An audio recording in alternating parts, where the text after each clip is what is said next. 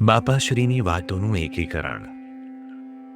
ભગવાનનું સ્વરૂપ મૂર્તિ એ જ સર્વસ્વ. વિભાગ 1.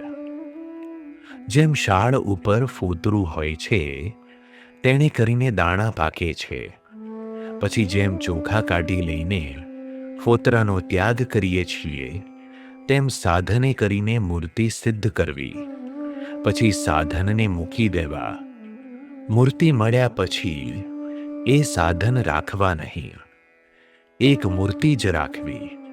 કેમ જે મૂર્તિ અંગી છે ને સાધન અંગ છે.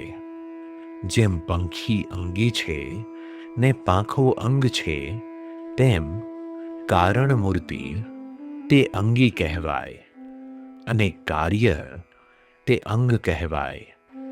સાધને કરીને મૂર્તિની પ્રાપ્તિ થાય છે, પણ સાધનનો ખખા રાખવો નહીં. જો ખખા રાખે તો તે મૂર્તિમાં ચોંટવા દે નહીં.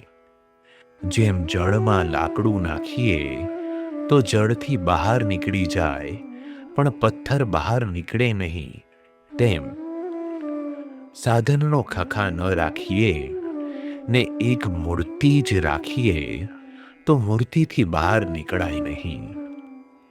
મૂર્તિ મૂકીને વિદ્યા, સાધન એ આદિકને સંભાળે છે.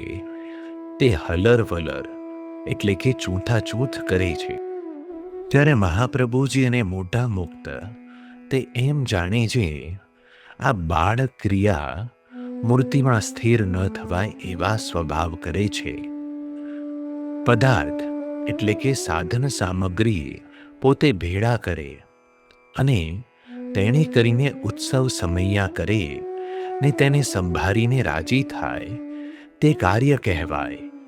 પણ એકાંતિક ભાવવાળાને એણે કરીને સુખ ન થાય.